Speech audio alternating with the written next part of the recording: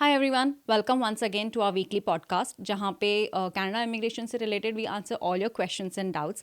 Yet again we have Jasveet who is a licensed immigration consultant. He is also CEO and founder of Sober Immigration. Jasveet, there are a lot of questions जो common questions हैं, बहुत commonly asked questions हैं, social media पे हमारे followers ने हमसे पूछे हैं. The first question that we have for you today is visitor visa के refusal के common reasons क्या हैं? दीवा यस आई एग्री ये बहुत कॉमन क्वेश्चन है बहुत और common लोग है. पूछते हैं और बहुत इंपॉर्टेंट क्वेश्चन भी है क्योंकि विजिटर वीज़ा ही सबसे पहले लोग कोशिश करते हैं कनाडा का विजिटर वीज़ा मिल जाए कैसे भी करके लगवा लें चाहे वो सीधा तरीके से लगवाएं या वो किसी एजेंट्स को हायर करें या कोई भी फ्रॉडुलेंट डॉक्यूमेंट लगाएं they want to enter Canada for various reasons. अच्छा कुछ रीजंस होते हैं जिसकी वजह से रिजेक्शंस आते हैं. सबसे कॉमन होता है कि आपके पास फंड्स नहीं है एंड सेकंड होता है कि आपके फैमिली जो आपकी फैमिली टाइज नहीं है होम कंट्री में. ये सबसे ज़्यादा इंपॉर्टेंट क्वेश्चंस होते हैं. ट्रैवल हिस्ट्री बाकी सारे फिर भी आंसरेबल हैं. इन दोनों पे सबसे ज़्यादा फोकस किया जाता है. एक आपकी होम टाइज स्ट्रांग नहीं है, दूसरा फंड्स नहीं है. Okay. तो इसको मैं थोड़ा एक्सप्लेन कर देता हूँ क्या करना चाहिए. ठीक है, when you are answering, when you are working on your visitor visa application, एक जब भी आप एप्लीकेशन डालो तो उसके अंदर अपने होम टाइज बड़े स्ट्रॉन्ग करो. अगर आपके पीछे पेरेंट्स हैं तो लिखो कि मेरे पेरेंट्स हैं, मेरे पे डिपेंडेंट हैं. अगर आप अकेले फाइल लगा रहे हो और फैमिली है, आपकी वाइफ बच्चे हैं या स्पाउस और बच्चे हैं, तो आप उनका मेंशन करो. ठीक है, अब अगर सिंगल भी हो तो भी मेंशन करो कि मेरे पेरेंट्स हैं, I have to take care of them, right. कोई सिबलिंग्स है छोटे जिनको आप ध्यान रखते हो, जिनके साथ अटैच्ड हो, आपके घर में पेट है तो आप उसका भी मेंशन करो कि मैं पेट के साथ बहुत अटैच्ड हूँ, मेरे बिना वो रह नहीं सकता, तो मेरा टाई है एक पीछे. Right. तो यू हैव पीपल जिनके लिए आप वापस जाओगे. ठीक है, right. आप अगर कोई एनजीओ में सोशल वर्क करते हो, आपको एक रीजन है दैट यू वर्क देयर, एक लाइफ का मोटिव है कि आप अपनी नॉर्मल जॉब तो आप पैसों के लिए कर रहे हो, Right. लेकिन कोई एनजीओ में आप फ्री में काम कर रहे हो तो वो भी एक मोटिव है कि उसके लिए वापस आओ क्योंकि आपकी इमोशनल अटैचमेंट्स हैं वहाँ पे. ठीक है, आप किसी बच्चे को फ्री में ट्यूशन पढ़ा रहे हो, जो अंडर प्रिविलेज बच्चे होते हैं उनको पढ़ा रहे हो, वो भी मेंशन करो कि मैं अंडर प्रिविलेज बच्चों को ट्यूशन पढ़ा रहे हैं, उन बच्चों को ट्यूशन पढ़ाते रहे हैं तो उनका साल खराब हो जाएगा अगर वापस नहीं जाएंगे तो बहुत सारे ऐसे रीजंस होते हैं जो आपको आउट ऑफ द बॉक्स सोचने हैं और आपकी लाइफ में कॉमन होते हैं, सबकी लाइफ में होते हैं. आपको मेंशन करना है. पेरेंट्स का लिखना है. अगर पेरेंट्स अपनी अपनी फैमिली टाइज क्या दिखाएं, बच्चे यहाँ पे हैं तो वो दिखाएं कि हम इतने सोशली एक्टिव हैं, हमारे इतने सर्कल बना हुआ है, हम बिल्डिंग्स में रहते हैं, वहाँ एसोसिएशंस हैं, हम एसोसिएशन का पार्ट है. सबके पेरेंट्स जो एक्सट्रोवर्ट हैं, जो बाहर जाते हैं, वो कोई ना कोई एसोसिएशंस के पार्ट होते हैं. कोई सोसाइटी की एसोसिएशन होती है, कोई अपनी रिलीजियस ऑर्गेनाइजेशंस होती है, उनका पार्ट है, तो वहाँ एक्टिवली इन्वॉल्व हैं. So they have reason to go back, right. किसी की पेंशन लगी हुई है तो वो पेंशन के लिए आर्मी में होता है तो उसमें पेंशन के लिए आपको वंस ईयर जाना पड़ता है, तो वो उसके लिए जाना है जी वापस, राइट.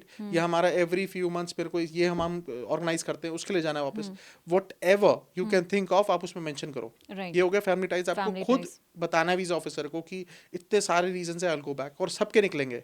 आपको उस पर काम करने की बात होती है. ठीक है, सेकंड सब मोस्ट इंपॉर्टेंट होता है कि फंड्स होने चाहिए. तो आप कम से कम उतने फंड्स दिखाओ. कम से कम जैसे एक बंदा आ रहा है तो कनाडा में लाइकों के हिसाब से $15,000 उसके लिए खर्चा होता है. ठीक है, तो आप कम से कम कोई बंदा महीने के लिए आ रहा है तो हम रिकमेंड करते हैं उतना पैसा तो आप कम से कम दिखाओ. जो इंडिया का करीब 7-8 लाख रुपए होता है, कम से कम वो दिखाओ.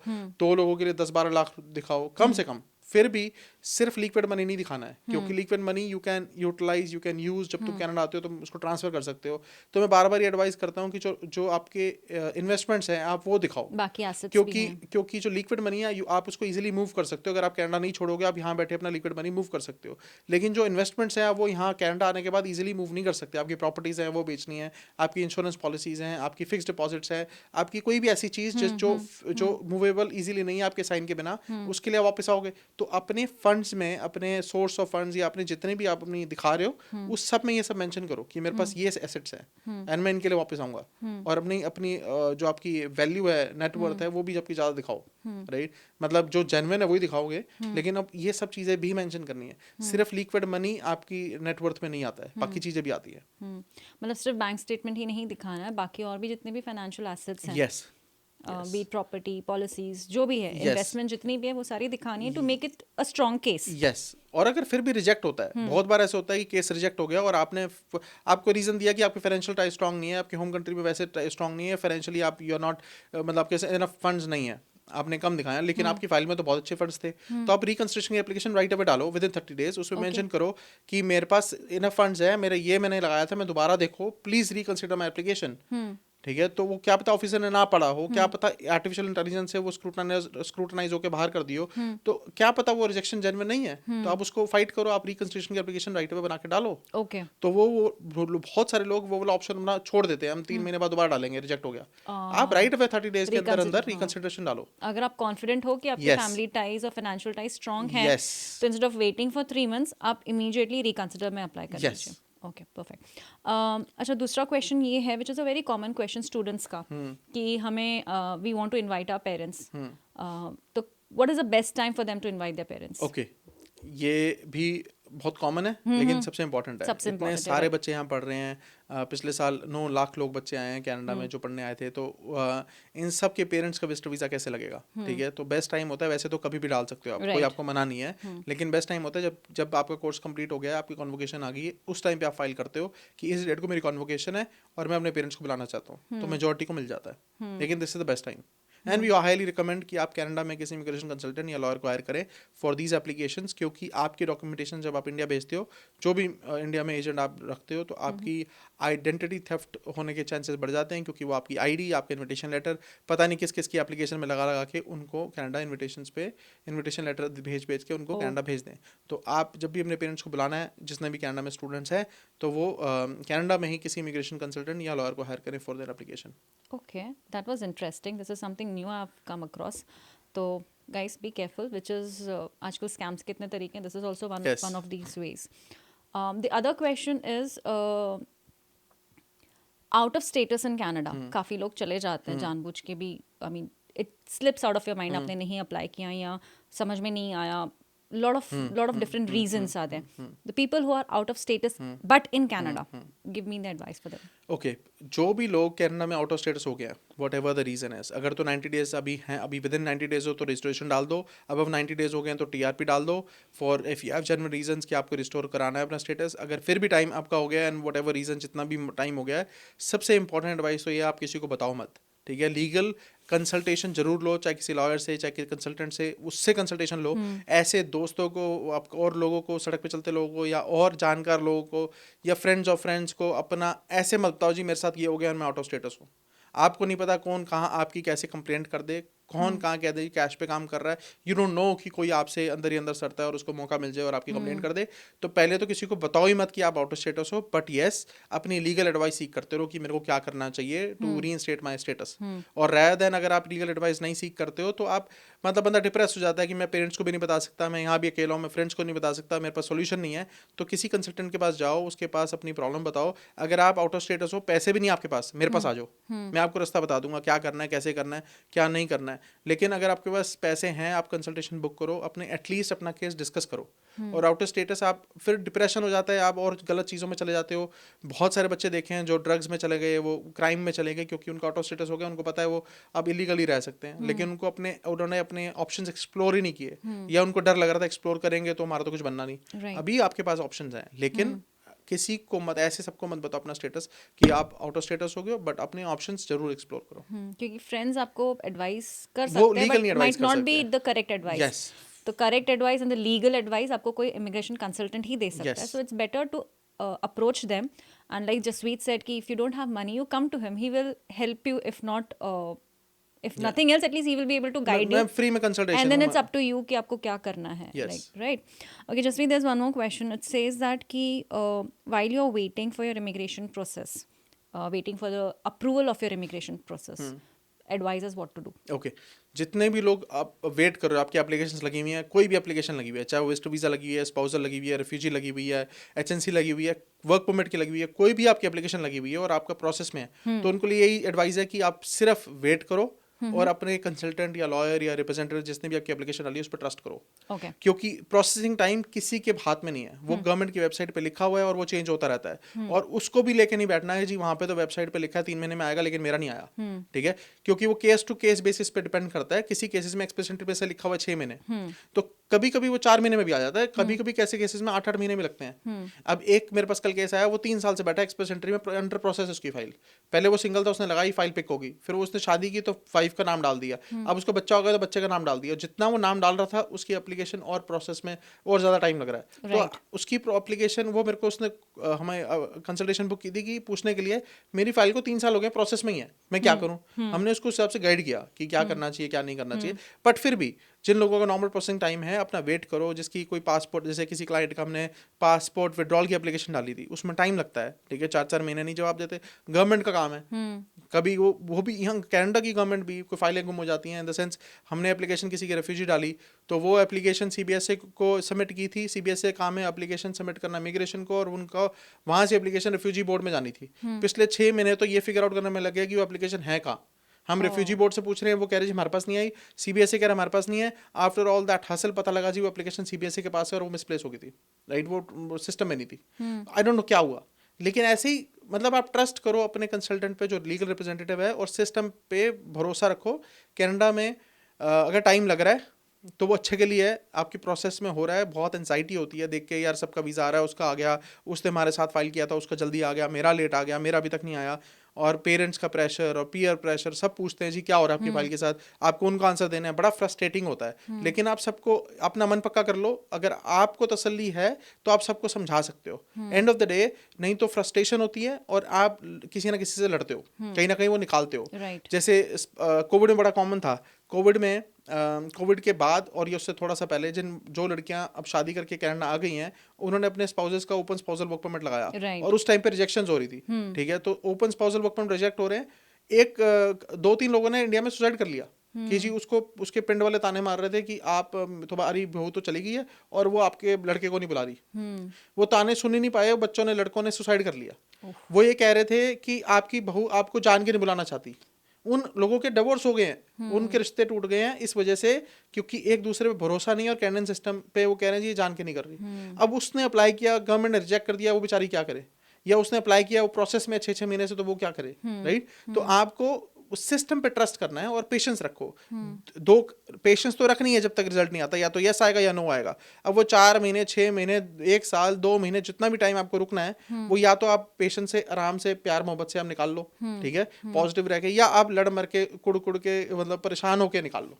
वो आपके ऊपर है, आप कैसे उस टाइम को निकालोगे। लेकिन अगर आप उसको पॉजिटिवली निकाल लो कि यार मेरी अभी पीआर आनी है, कभी भी आ सकती है, मैं उस टाइम को यूटिलाइज कर लेता हूँ, मैं उस टाइम में आइल्स कर लेता हूँ, मैं उस टाइम में जॉब्स ढूंढ लेता हूँ, मैं उस टाइम में ये कर लेता हूँ, तो आपके उस टाइम की प्रोडक्टिविटी बढ़ गई, आपने पॉजिटिवली उसको ले लिया। और या उस टाइम को आप रोज सुबह उठो, एक स्ट्रेस लो, या मेरी एप्लीकेशन पे कुछ नहीं है, और रात को सो जाओ, आपने पूरा दिन खराब कर लिया। आपको 6 महीने कुछ आपको समझ नहीं आया जी 6 महीने मेरे खराब हो गए। तो ये आपके ऊपर है, आप उसको टाइम को कैसे यूटिलाइज करना है। नहीं, दिस तो आई अग्री प्रोसेसिंग टाइम का, बिकॉज मेरा खुद का पर्सनल एक्सपीरियंस है। स्टडी वीज़ा जहाँ इंडिया में लोगों की 20-20 दिनों में भी आ जा रही थी, I had to wait 3 months।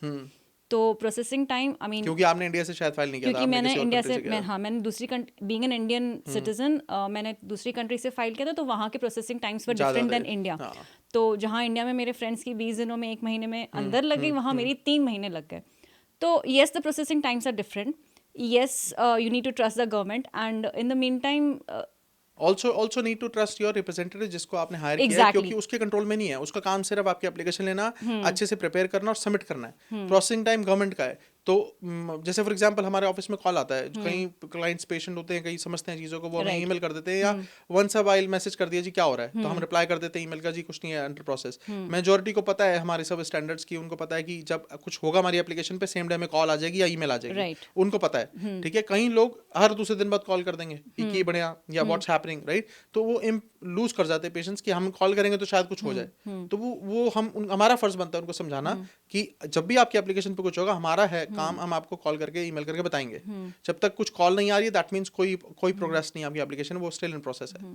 अपने कंसल्टेंट या अपने लॉयर या अपने रिप्रेजेंटेटिव जिसको भी आपने हायर किया है, उस पर ट्रस्ट करो अगर आपकी एप्लीकेशन प्रोसेस में है। राइट, आपकी मेहनत है, आपका काम है कि आप राइट बंदे को हायर करो, Exactly. उसके बाद उस पर छोड़ दो कि वो उस पर काम कर रहा है। अगर आपको ट्रस्ट नहीं है तो मत हायर करो, अगर आप हायर कर रहे हो तो trust पूरा करो, ट्रस्ट करो और उस पर छोड़ दो, क्योंकि उसके कंट्रोल में प्रोसेसिंग टाइम नहीं है। और आप जितनी बार वेब फॉर्म डालते हो, एक ये भी स्टीरियोटाइप बना हुआ है कि अगर कुछ नहीं हो रहा तो वेब फॉर्म डाल दो। आप जितनी बार वेब फॉर्म डालते हो उतनी बार आपकी प्रोसेसिंग टाइम और डिले होता है।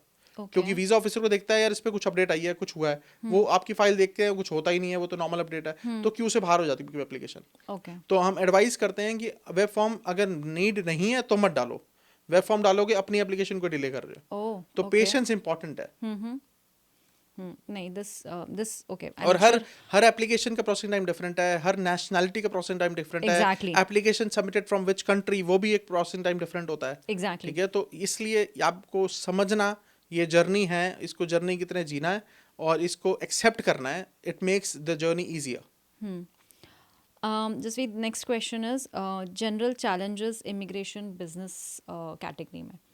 ये भी एक question, I mean, do you think नहीं, you are right.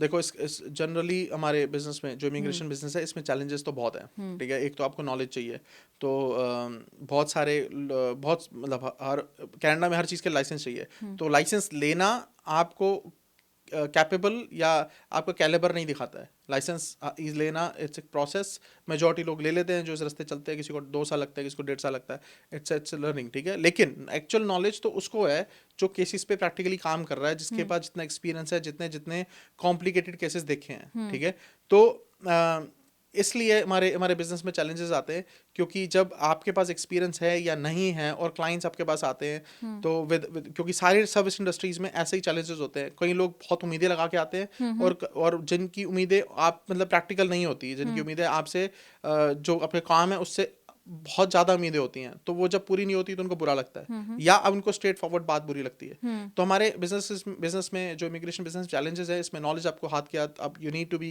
Keep yourself updated रहो, एजुकेशन साथ साथ लेते रहो, नई नई चीज़ें पढ़ते रहो। कॉम्प्लिकेटेड केस आते हैं, हमारे पास नहीं आते, हमारे कॉलीग्स के बात आते हैं, हम पढ़ते रहते हैं साथ साथ। कोई नई जजमेंट आती है हम उसको पढ़ते हैं, ये क्यों जजमेंट हुई, कोई और नया केस आया, हमारे पास कोई कॉम्प्लिकेटेड केस आया, हम उसको बैठ के एज अ टीम देखते हैं, डिस्कस करते हैं। हमारे कोई और कोलीग्स हैं जो डिफरेंट अपनी प्रैक्टिस कर रहे हैं, उनके साथ डिस्कस करते हैं। कई सारे लॉयर्स हैं जिनके पास कॉम्प्लिकेटेड केस आते हैं, वो हमारे साथ डिस्कस करते हैं। तो जितनी आप ज़्यादा केसेस के पे काम करते हो, डिस्कशंस करते हो, उतनी आपकी नॉलेज एनहांस होती है। और जिसको जितना कॉम्प्लिकेटेड केस करने का एक्सपीरियंस होगा, उसके पास उतनी ज़्यादा अच्छी नॉलेज होगी, उसके पास उतनी उन चीज़ों के लिए सॉल्यूशंस भी होंगे। ठीक है, जो सिंपल फॉर्म्स भरना है, पेपर वर्क करना है, सिंपल एप्लीकेशंस कर रहे हैं, विच इज़ फाइन, वो तो प्रोफेशन है, वो तो करना है, वो आपको आपके काम में माहिर नहीं बनाता है। तो आपको अगर अपने काम में एक्सपर्ट बनना है, अपने काम में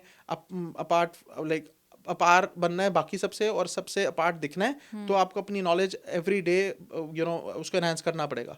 आपको अपनी नॉलेज को रोज ना रोज नई चीज़ें सीखनी पड़ेंगी, तब आप इस प्रोफेशन में कामयाब हो। ठीक है, प्लस चैलेंजिंग तो होता है क्योंकि क्लाइंट्स की एक्सपेक्टेशंस बहुत ज़्यादा होती हैं, राइट। हमारा तरीका क्या है काम करने का, हम साफ साफ बात कर देते हैं, लेकिन जो क्लाइंट सुनना चाहता है वो नहीं बोल सकते हम। अगर क्लाइंट सुनना चाहता है जी मेरी हफ्ते में बोल दो जब अप्रूवल आ जाएगी, मैं कैसे बोल दूं?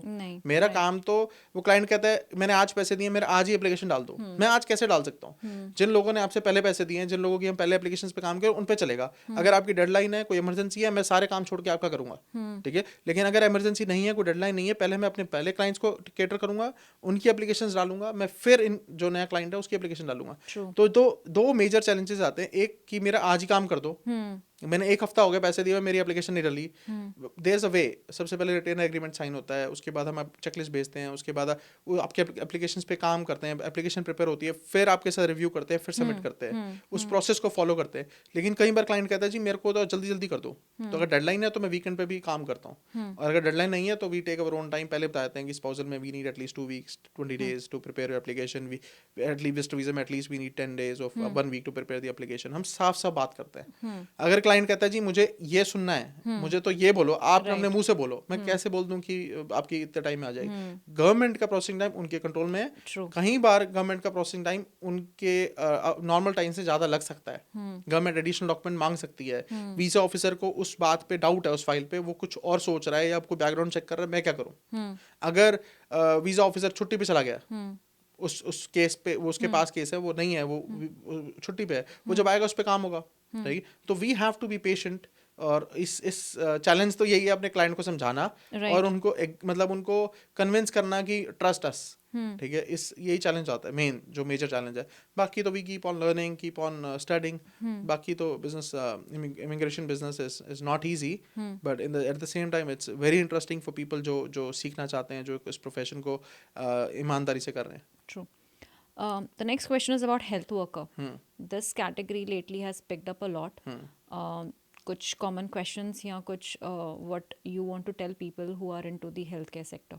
यस, आज ही ड्रॉ आया दीवा हेल्थ केयर का, जो 431 स्कोर आया है, तो बहुत सारे लोगों को 3600 लोगों को इनविटेशंस आ गए हैं जो Right. हेल्थ केयर प्रोफेशंस पे हैं, और हेल्थ केयर स्टेम में भी आता है। तो मैं बार बार लोगों को ये कहता हूँ कि अगर आप हेल्थ केयर वर्कर हैं, तो अपनी अगर मिनिमम 1 ईयर का एक्सपीरियंस है विद इन कैनेडा या ओवरसीज आपकी होम कंट्री में, तो आप अपना एक्सप्रेस एंट्री का प्रोफाइल क्रिएट करके रख दो और keep on working to improve your IELTS, क्योंकि यू नेवर नो, अभी 431 आया, हो सकता है और नीचे चले जाए, आपका इनविटेशन आ जाए। तो आप अपने इनविटेशन चाहिए तो बहुत बहुत अच्छी अपॉर्चुनिटी है अगर अपनी एक्सप्रेस एंट्री की प्रोफाइल्स बना के रख लो। चाहे 350 स्कोर बनता है, चाहे 390 बनता है, चाहे 410 बन रहा है, 450 बन रहा है, जितना भी बन रहा है, एक्सप्रेस एंट्री की प्रोफाइल्स बना लो। हेल्थ केयर वर्कर्स, चाहे डेंटिस्ट हैं, कोई भी है, नर्सेज हैं, all over the world, if you want to immigrate to Canada and you are a health worker, get your express entry profiles created. Whatever your score is, you should have minimum 1 year of experience either in Canada or in your home country. Get your profiles created, and this is the best time that you can get invitations and get your PR. Pool में आ जाओ at least, so that आपको invitation आ जाए. Okay. There's one more related to the study by the students. Do you recommend to study in other provinces other than Ontario or British Columbia? Yes, Ontario British Columbia बहुत favourite है सबके लिए, क्योंकि सबके friend circle सब यहाँ पे हैं, और Exactly. वो प्रेफर करते हैं कि जी हम कनाडा जाएं, ओंटारियो ही जाएं और ब्रिटिश कोलंबिया जाएं। लेकिन मैं एडवाइस करता हूँ जो लोग बच्चे अभी नहीं आए हैं वो प्रेफर करें दूसरे प्रोविंसेस, स्पेशली एल्बर्टा। एल्बर्टा में बिजनेस में जो इंटरनेशनल स्टूडेंट्स हैं उनके लिए एंटरप्रेन्योरशिप प्रोग्राम है। अगर अपनी पढ़ाई करके एंटरप्रेन्योरशिप कोई भी बिजनेस खोल लेते हो, बेशक $1 मत लगाओ, उसके अंदर भी आपकी पीएनपी फाइल लग सकती है। और वैसे भी पीएनपी ऑप्शंस बहुत आसान है, एल्बर्टा में भी या सस्कैचुअन में या नोवा स्कॉशिया में। उधर आप अगर पढ़ते हो तो उधर पढ़ाई के साथ साथ पार्ट टाइम जॉब्स मिलती हैं, आपको एम्प्लॉयर्स मिल जाते हैं, बाद में वो आपकी पीएनपी करा देते हैं। तो आप पहले ही इंडिया से उन प्रोविंसेस में जाओ, आपका अप्रूवल रेट स्टडी का भी ज़्यादा है, और वहाँ पे जाओ, वहाँ पे पीआर भी आपकी जल्दी हो जाएगी। Right. जिन बच्चों ने 12th के बाद इधर आके एक कोर्स किया था, वो दूसरा कोर्स वहाँ जाके कर सकते हैं। Okay. तो जो 12th के बाद आए हैं, तो जो ग्रेजुएशन के बाद आए हैं शायद उनको जरूरत ना पड़े, डिपेंडिंग ऑन कितना स्कोर बन रहा है। लेकिन जो 12th के बाद हैं या जो इंडिया से आना चाहते हैं, वो सस्कैचुअन, पीएन, वहाँ पे नोवा स्कॉशिया, एल्बर्टा, इन प्रोविंसेस को टारगेट करें रादर देन ब्रिटिश कोलंबिया या ओंटारियो जहाँ सारे जा रहे हैं। Think out of the box, क्योंकि अभी पीआर लेनी फॉर इंटरनेशनल स्टूडेंट्स ईजी नहीं है, कंपटीशन बहुत है। ठीक है, यही मेरी एडवाइस रहेगी to all the international students inside Canada या जो आना चाहते हैं उन सबको। ठीक है. I think Jaspreet, that's all for today. Thank you so much once again for answering all the questions. For all the viewers, आपके कोई भी doubts हो, questions हो related to Canada immigration, just drop a comment. You can send a direct message. We always have Jaspreet Yeah. who helps us clarify all the doubts. And yet again, thank you so much, Thank you, Jaspreet. thank you, Deepa, thank you.